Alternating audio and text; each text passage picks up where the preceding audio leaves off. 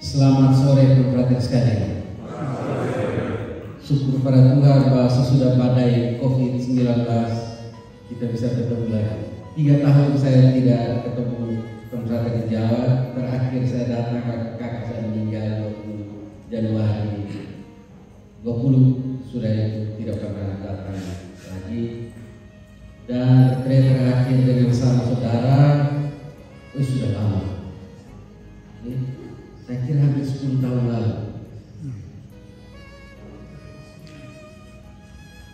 2009 ya. Oke, jadi itu 8 tahun lalu. Di Aceh. Dan terima kasih kepada Provinsial dan Dewan, dan terima kasih kepada tim penyelenggara retret yang diwakili Pater Bayan yang mengundang saya untuk retret ini. Seperti Pater Provinsial katakan, memang agak berat karena mahasiswa di Delaware sekarang 1.500 lebih. Jadi kalau dulu kelas itu 20-30 orang, dan kalau saya pergi retret bisa didampingi lebih gampang. Sekarang bapak saya sudah sendiri mengadakan kerja ada 240 orang. Oke. Lalu di mereka bagian PKK yang jadi guru agama 2 kelas tersendiri sehingga berbeda sekali. Ada kelas paralel sehingga waktu saya minta 2 saya bilang 1 pun saya pikir dulu ya 2 tidak bisa. Sehingga Pater Provinsial, Pater Lukas itu ambil yang di puncak nanti, saya terima yang di sini lebih dekat, dan rumah ini juga saya lebih kenal sehingga dengan senang hati saya datang ke rumah Geraha Wacana yang sangat bagus ini. Terima kasih kepada Ibu Pater Agung yang sudah mengatur rumah dengan indah sekali. Saya waktu datang langsung lihat rumah bersih dengan suasananya memang sudah mempersiapkan kita untuk masuk ke dalam tadinya. Itu Dua Bunda Maria jadi bagus sekali. Okay? Dan Pater Bayan beritahu saya tentang tema. Konfrater yang dulu retret dengan saya biasanya ambil tokoh-tokoh dalam kitab suci dan ikut alur itu Abraham, Musa, dalam perjanjian baru, Paulus, Petrus, rasul yang lain dan seterusnya, dan puncaknya dalam Yesus sendiri. Tapi konfrater sekarang menganjurkan sebuah tema, hendaklah terang bercahaya, kolaborasi misioner. Maka saya berdoa dan duduk berpikir, dan Bayan kirim saya latar belakang informasi tentang kapitel, assembly, dan tentang hasil visitasi jenderal, juga informasi tentang sedikit negara provinsi, sehingga saya tahu. Tapi dalam tempo cukup singkat membaca semua, merenungkan, lihat bahan, tidak gampang, tapi oke, kita mohon Tuhan membantu kita. Seperti tadi yang dianjurkan provinsi, saya sendiri sangat menyukai retret sunyi. Kita mengusahakan keheningan batin semacam sunyi kudus ketika kita belajar kembali mendengar firman di tengah banjir komunikasi digital yang menyerbu kesadaran kita dari dini hari sampai larut malam. Keheningan itu ternyata, sunyi itu ternyata penting sekali. Para penyair tahu bahwa puisi yang sejati yang pernah lahir dari sunyi. Para mistikus, para nabi, para pewarta firman lebih lagi mengetahui betapa pentingnya masuk dalam sunyi, meresapkan firman, menjumpai Tuhan sebelum mewartakan dia dengan meyakinkan. Konfrater tahu sunyi itu ada 2 macam. Bahasa Inggrisnya silence, Saya dan situ punya dua aspek. Aspek yang pertama loneliness, kesepian. Kesepian itu sunyi yang kosong. Ketika orang kehilangan mereka yang kasih, jauh dari lingkup yang dia tempat dia merasa betah. Kesepian itu mengandung duka dan duka, terpisah dengan mereka yang dicintai. Tapi ada sunyi yang penuh. Dalam bahasa Latin solitudo, Inggris pakai solitude, sunyi yang penuh keheningan kudus. Ketika orang biarpun bersendiri, dia tidak merasa sendirian, dia merasa bersatu dengan Tuhan, dan dengan itu menyatu dengan orang-orang terkasih, menyatu dengan kosmos, dengan lingkup sekitarnya. Dan kalau kita ke rumah-rumah itu terapis atau UCD Karmel yang sunyi itu, di gerbang seringkali ditulis O Beata Solitudo, O sunyi yang membahagiakan. Tapi dua aspek itu, kesepian dan keheningan, solitudo, itu dua aspek dari pengalaman hidup rohani kita. Semua orang kudus sudah lewat pada gunung kesepian. Yang panjang mereka namakan the night of the soul. Bunda Teresa dari Calcutta, orang merasa dia hidup penuh sekali di hadirat Tuhan dan mengalami kasih Tuhan yang begitu hangat. Waktu dia meninggal, orang baca di catatan hariannya, bertahun-tahun dia mengalami suatu kekeringan batin, kesepian, gurun pasir. Tapi hanya dengan melewati gurun pasir kesepian, orang masuk ke tanah terjanji, suatu keheningan kudus, solitudo, di mana orang mengalami kehadiran Tuhan. Pemerhatian tahu penyair besar Indonesia yang klasik, Amir Hamzah, menulis puisi nyanyi sunyi. Dan kumpulan puisi dimulai dengan satu puisi kecil. Dia tulis, sunyi itu duka, sunyi itu kudus, sunyi itu lupa, sunyi itu lampus. Sunyi itu duka, aspek dari kesepian kita. Sunyi itu kudus ketika orang menjumpai Dia yang Maha Kudus. Sunyi itu lupa ketika orang berusaha melupakan banyak sekali duka derita, melupakan banyak sekali beban hidup, melupakan begitu banyak hal yang tidak penting dalam hidup. Lupa adalah sebuah pembebasan batin. Sunyi itu lampus, itu kata klasik mungkin banyak dari kita yang Yosef, selamat datang. Yosef, kakak. Saya ketemu dia dulu waktu masih di Aceh Tenggara di Labenesi.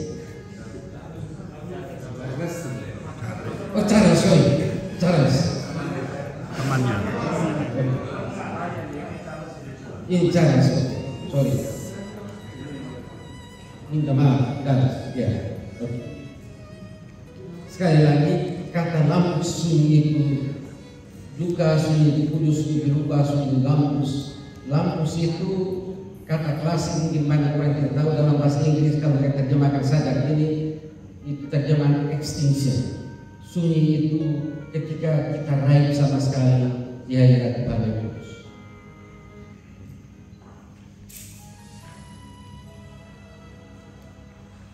Dengan itu kita masuk ke dalam keheningan suci. Dan dalam keheningan ini saya menganjurkan buku satu-satunya kita pakai ini. Kita akan baca banyak teks, kita akan baca itu bergilir, dan penyelenggara pesan kita untuk bawa Alkitab masing-masing, tapi rumah retret menyiapkan ada 40 dan di tiap meja ada satu Alkitab sehingga kalau orang tidak bawa, dua saudara bisa baca bersama-sama. Saya anjurkan ini kepada frater karena sebetulnya semua komentar, semua buku eksegese dan teologi tentang firman itu hanya catatan kaki dari firman. Maka kepada mahasiswa di Lebelo, kepada mahasiswa yang saya bimbing, saya bilang, kenapa kita begitu sibuk dengan catatan kaki dan tidak pergi ke sumbernya sendiri? Maka seperti Maria di Betania, di hari-hari retret yang relatif singkat, 4,5 hari, kita ingin masuk heningan kudus, duduk pada kaki Tuhan, mendengar firman sekali, meresapkan. Waktu saya bimbing saya bimbingan pribadi ada 15 orang. Karena kami selain perfect mereka, kami ada pembimbing rohani bimbing. Dan waktu saya cek doa mereka, saya kaget sekali. Karena biasanya bangun pagi selain doa bersama, bangun pagi mereka doa singkat, lalu sepanjang hari hampir tidak ada doa pribadi, malam mereka doa singkat, sudah capek, sudah berjam-jam dengan mereka punya kerja, itu kuliah, dengan hobi mereka di internet dan sebagainya. Dan generasi milenial menurut penelitian menghabiskan waktu 10 jam per hari dengan media sosial. Dan waktu saya cek isi doa mereka, saya kaget sekali. Maka saya latih mereka kembali untuk doa dari Alkitab. Buka Mazmur atau Yesaya, kamu duduk baca, dan kalau hati kamu bergetar pada ayat itu, duduklah dengan tenang di depan Tuhan. Kita akan berbuat adorasi hening, itu latihan kembali untuk doa.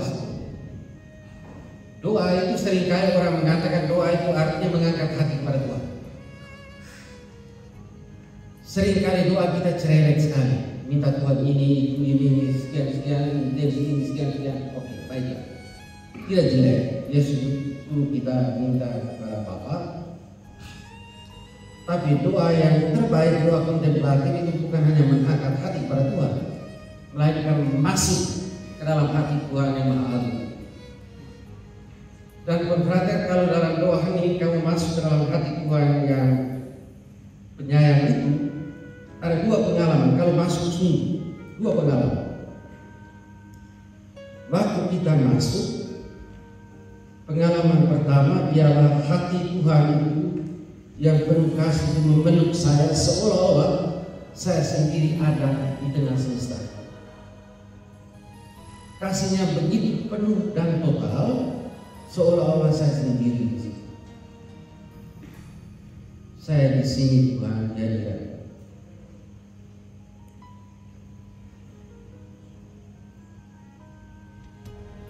Tapi kemudian dalam doa yang khusus kalau orang toleh, ternyata saudara yang saya benci sekali ada di sana.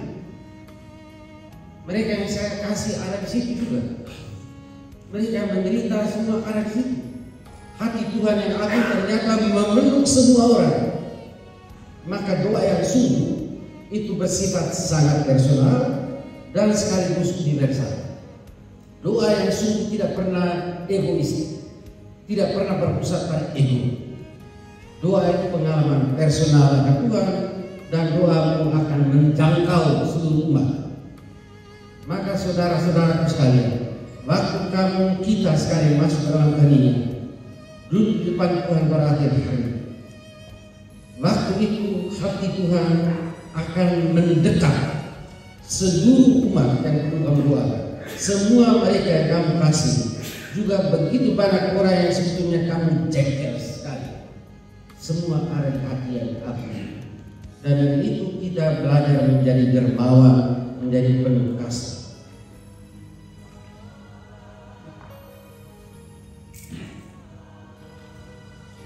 Mari kita hidup dari firman, mengalami firman dalam keheningan kudus. Poin berikut dari catatan awal ini, Pembimbing retret kita bukan saya. Pembimbing retretmu saudara ialah Roh Tuhan sendiri. Tapi Tuhan membutuhkan kerjasama murid-murid. Kerjasama kita bukan kerjasama patungan. 50% engkau Tuhan, 50% saya tidak. Bukan juga Tuhan engkau 99%, saya 1%, tidak. Kerjasama itu 100% Roh Tuhan sendiri dan 100% tanggung jawab saya. Hanya pada dimensi beda. Dan konfrater yang kita retret sekitar itu 10 atau belasan tahun lalu, saya pernah gunakan itu perumpamaan atau contoh dari Skiledex, teolog Belgia. Dia bilang kerjasama kita itu, Tuhanan kita itu masing-masing 100% pada dimensi beda. Itu contohnya pesawat terbang. Pesawat terbang itu waktu terbang dia bergantung 100% pada hukum gaya berat, pada gravitasi. Itulah Tuhan. Kita bergantung seluruhnya pada gravitasi. Tapi pesawat itu terbang seluruhnya bergantung pada konstruksi manusia dan pilot yang membawa pesawat itu. Kalau dia lagi mabuk dan apa, memang kita celaka. Maka retret ini bergantung seluruhnya pada Roh Tuhan dan seluruhnya pada keterbukaan kita untuk masuk ke dalam kehendak-Nya, untuk mendengar firman di kaki Yesus Tuhan. Karena tarekat kita ditabiskan pada Sang. Itu kebanggaan, kehormatan, tapi juga tanggung jawab kita. Kita ditabiskan kepada Sang. Para uskup banyak sekali tarekat minta SD, coba kamu lebih mendalam karisma tarekatmu, hidup dari Sang.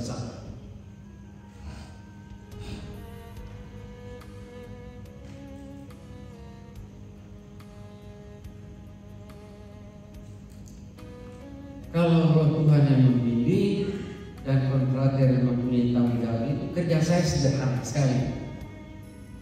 Saya merasa diri sebagai pelayan meja firman Tuhan. Pater bayar atas nama kamu, dia pesan begini. Oke, kami kena latar belakang provinsial jelas, latar belakang sekian. Kami pesan tema yang ini. Itu seperti pesan menu di suatu restoran. Menu yang kami perlu ini. Lalu saya berpikir bahan yang saya punya ramuan ini, itu pokok-pokok tadi itu bagaimana saya menyiapkan. Itu saja sama saudara. Saya hanya melayani meja firman. Selebihnya kita mohon Roh Tuhan menolong kamu sendiri. Tapi pelayan meja firman seperti juga tukang masak di dapur, mereka melayani, mereka juga makan dari menu itu. Maka saya sangat berterima kasih pada Tuhan. Retretmu adalah juga retret saya, sehingga saya juga masuk ke dalam keheningan rumah yang indah ini. Lepas dulu saya mahasiswa itu 8 skripsi, 3 tesis yang saya bimbing. Saya lepas dulu, saya pesan mereka, saya pergi dari saudara-saudara saya.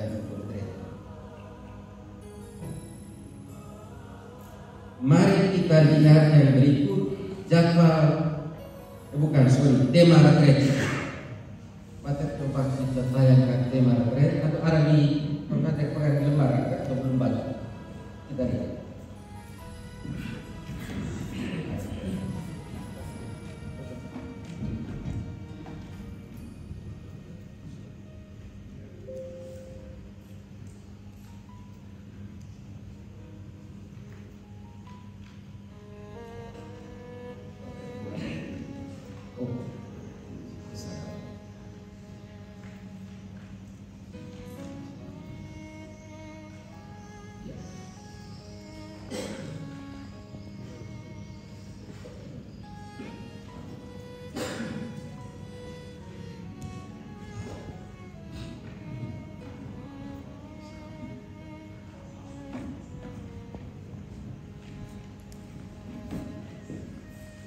tema retret kita hendaknya terang bercahaya, kolaborasi misioner. Hari Senin ibadah pembukaan melepas bebas menjumpai Tuhan dalam heningan. Kita akan dibuat secara singkat jam 8. Sebelum itu kita makan, ngomong, ketemu, oke? Bisa ngobrol sedikit, tapi kita mulai masuk ke dalam heningan waktu ibadah.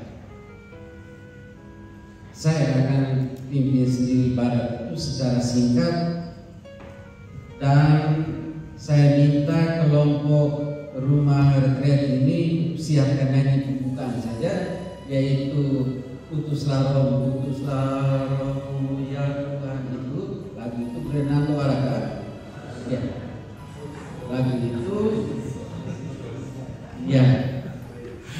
Lalu kita hening, lalu tantuk ya, bukan, ini sebentar, satu lagu baru itu saja. Satu lagu antar bacaan dari Yesaya 36 tentang Tuhan mengatakan, aku akan memberikan hati yang baru dan roh yang baru ke tempat dalam batinmu. Sedangkan Injil Markus undang kita hanya 3 ayat di situ.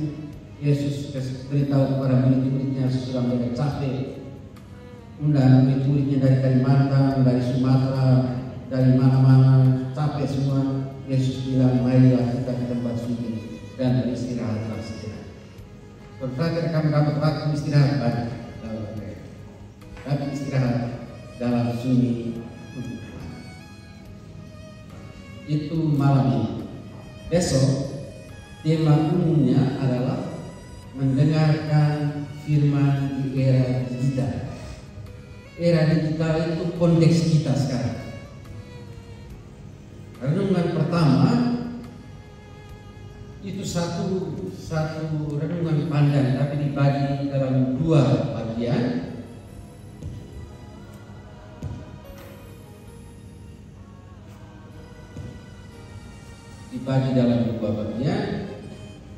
Pertama deskripsi sedikit tentang era kita, lalu kita lihat arti firman. Firman itu jauh lebih luas dari Alkitab semata-mata. Lalu renungan kedua kita mendalami prolog Injil Yohanes, itu teks dasar dari gereja kita yang kita warisi dari Bapak Arnold Jansen. Lalu Ekaristi itu tentang terang. Teks ini sebetulnya teks hari Minggu yang baru lalu juga bagus sekali. Kamulah terang dunia. Dan saya hadir bisa di komunitas di Surabaya. Kebetulan waktu itu ini Pater Ranto si Batak satu ini, dia hadir bisa di kota dan sangat bagus. Soalnya sebelumnya itu komunitas juga sharing dan mereka saya baik sekali, sehingga juga kota bagus sekali. Sedangkan kalau kamu lihat teks ini teks kurang lebih dari di minggu ketiga tentang tanah Zebulon, tanah Efraim, di mana terang terbit di sana. Dan Yesus mulai di tempat itu, di tempat kegelapan tadi. Dan misionaris kita diutus ke tempat itu.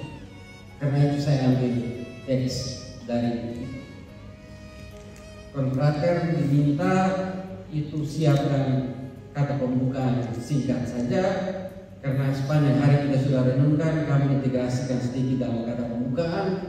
Sesudah doa-doa itu, doa pembukaan, persembahan, komuni, itu kamu siapkan sendiri. Kalau tidak bisa doakan spontan. Kalau spontan dari hati bagus, kalau tidak tulis sedikit. Tapi kamu siapkan. Dan siapkan juga doa umat.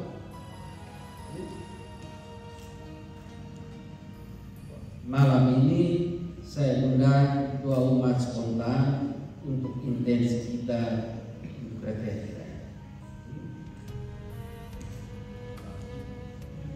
hari Rabu. Temanya hidup bakti sebagai cahaya penyaksian murid Kristus. Kita memwartakan firman, cahaya terang kita itu adalah firman, bukan diri kita sendiri. Tapi bagaimana kita menghayati firman sebagai seorang religius misioner dengan hidup bakti kita. Maka kita lihat dua bagian dari firman itu, panggilan hidup bakti. Lalu saya tunjukkan sedikit teladan para pionir, mulai dari Antonius Gurun Pasir, Benedictus, Franciscus Assisi, itu Ignatius Loyola, Angela de Merici, satu tokoh perempuan, supaya ada juga itu orang kudus perempuan, dan Bapak Arnold Jansen. Bagaimana setiap mereka ini bercahaya di dalam situasi zaman, dan kita dipanggil di tengah kita sekali untuk menjadi cahaya Tuhan. Maka sesudah omongan para pionir di renungan kedua tentang kaum muda, tantangan dan peluang hidup bakti kita. Ekaristi sore dari Yesaya 43 yang termasuk itu. Aku memanggil engkau dengan namamu, engkau di kepunyaan, oleh karena engkau berharga di mataku dan mulia, karena aku Tuhan ini mengasihi engkau. Lalu Lukas, panggilan murid-murid di tepi danau itu dengan transformasi yang mereka alami. Hari Kamis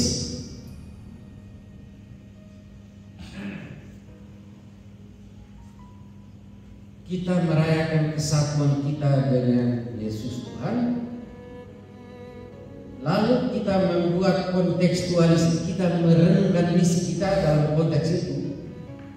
Saya cari teks yang lebih bagus yang menunjukkan kesatuan dengan Tuhan, tapi teks yang paling bagus tetap Yesus pokok anggur. Maka biarpun dulu saya pernah renungkan, kita renungkan sekali lagi, cukup banyak konfrater juga tidak hadir waktu itu. Pada retret itu kita renungkan Yesus pokok anggur, karena teks itu sekaligus teks kontemplatif dan teks misioner. Misioner dalam arti kamu harus berbuah banyak dan membiarkan Bapa di surga.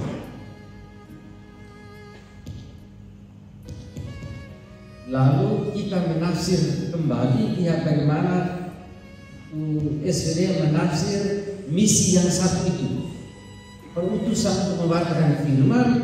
Tapi saya ambil tema-tema kapitel untuk tunjuk bagaimana SVD secara sangat kreatif menafsir, mulai dari kapitel 88 sampai dengan kapitel 2024, dan tunjuk bagaimana Roh Tuhan pimpin tarekat kita dan bagaimana bapak-bapak kapitel menafsiri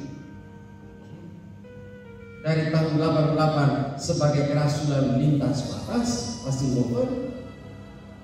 Kemudian Passivover untuk apa? Untuk communion bagaimana, for prophetic dialogue, dan seterusnya sampai itu kapitel nanti.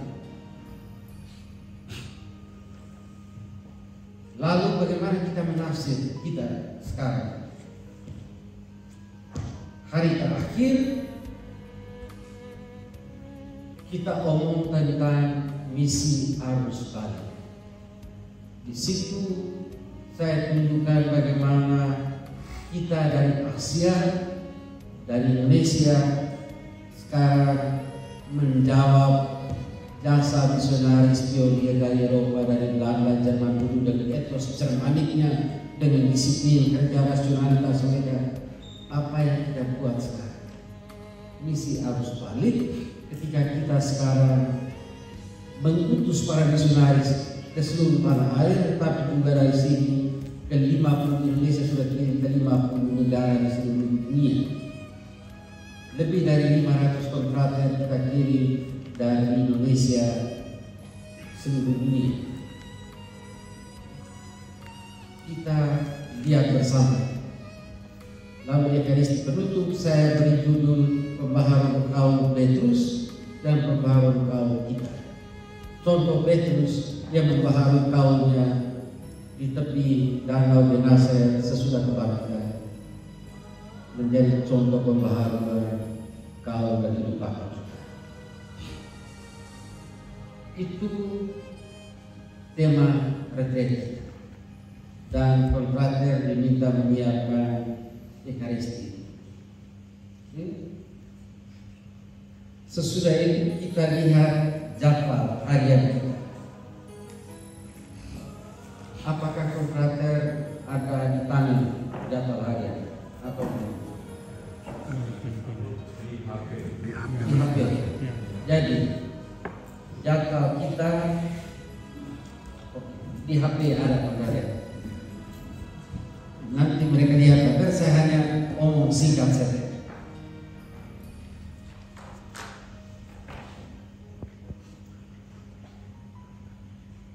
Sore ini sudah, jadi jam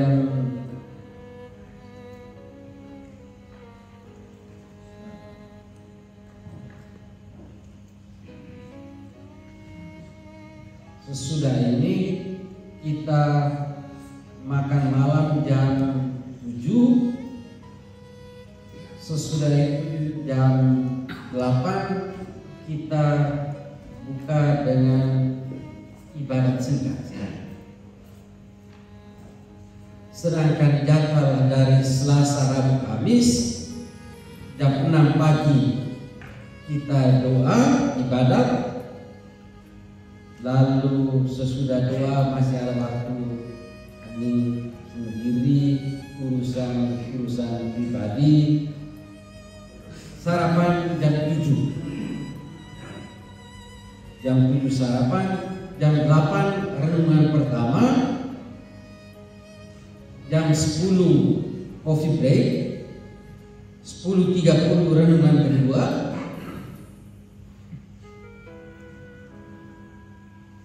lalu makan siang setengah 1, istirahat, jam 4 jam minum, lalu setengah 5, 4.30 itu saya dengan provinsia dan tim pikir kita dengan 70 orang mau sharing bagaimana ya Bro. Dan akhirnya kita putuskan kita buat apa yang disebut dinamika. Kita berkumpul di sini dan tim itu penyelenggara dan juga tim AJS, mereka akan membantu kita. Mereka bergiliran dari fasilitator untuk mengundang kita bereaksi terhadap renungan panjang pagi tadi. Kita bukan diskusi, melainkan konfrater bisa sharing umpamanya tentang pengalaman menghayati firman di era digital. Kamu bisa sharing, kami di paroki kerja setengah mati sekian, waktu kami sekian, bagaimana kami membaca, merenungkan itu, dan bagaimana kami menggunakan media sosial, pewartaan. Itu konfrater bisa saling cerita, kita saling cerita, dan kita bisa dengar. Itu saja Pak. Dengar pengalaman dari beberapa konfrater berhubungan hal. Dan fasilitator mereka duduk di sini, saya akan duduk di situ. Kalau saya perlu menambahkan sesuatu, saya akan memberi tambah. Tapi terutama dengar feedback dari para sama saudara, supaya kekayaan pengalaman sama saudara kita sama-sama dengar. Itu yang dimaksud dengan dinamika sore. 1 jam saja sore. Supaya setengah 6 kita sudah berhenti, ada waktu untuk pribadi, dan jam 6 kita bisa. Supaya jangan kita berhenti lagi 10 menit sebelum misa, kita buru-buru sudah capek, tidak baik. Setengah jam sebelumnya kita sudah berhenti supaya orang ada waktu istirahat ini sebelum misa. Bisa ditanggung oleh para konfrater.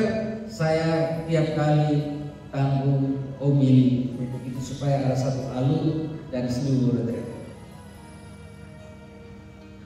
Jam 7 makan malam, lalu adorasi hening. Jam setengah 9, 8.30, setengah jam, lalu jam 9 kita istirahat. dan gunakan sungguh konfrater untuk istirahat. Karena saya tahu kamu di paroki, di tempat-tempat tugas kerja berat dan seringkali kurang istirahat. Gunakan sungguh untuk istirahat.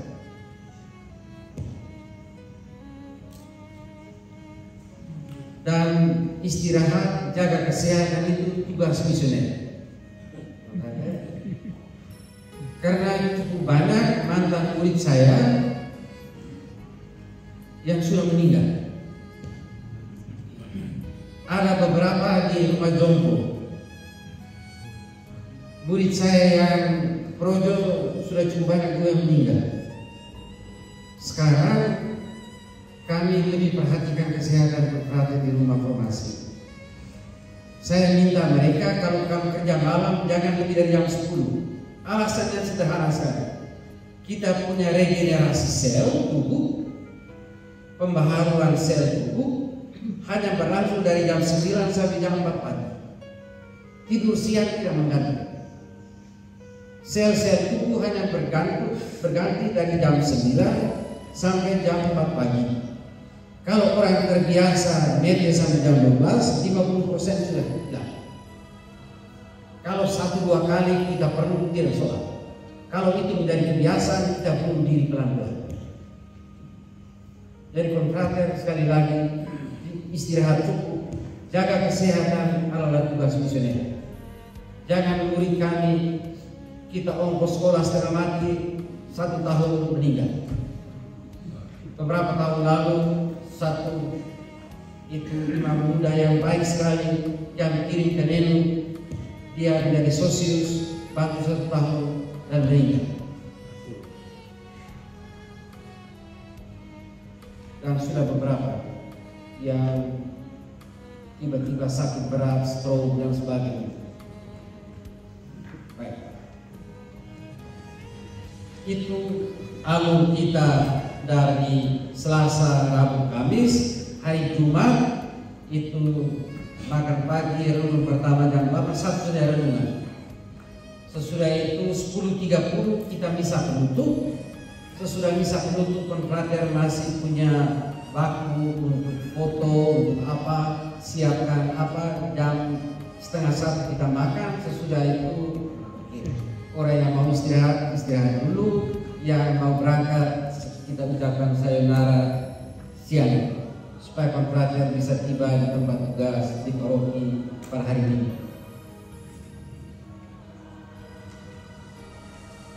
Itu jadwal harian kita. Catatan lain, kita tidak akan membuat ibadat tobat khusus, tapi renungan-renungan itu semoga membawa kita juga kepada suasana pembaruan diri, pada tobat dan sakramen tobat, sakramen pengakuan pribadi. Ini begitu banyak konfrater, kita cari seorang saudara saya untuk mengaku pada konfrater yang kamu apa, dan kita saling menolong dalam retret. Itu saja catatan saya sebagai itu pengantar untuk retret. Silakan konfrater ada anjuran, pertanyaan, tambahan, silakan.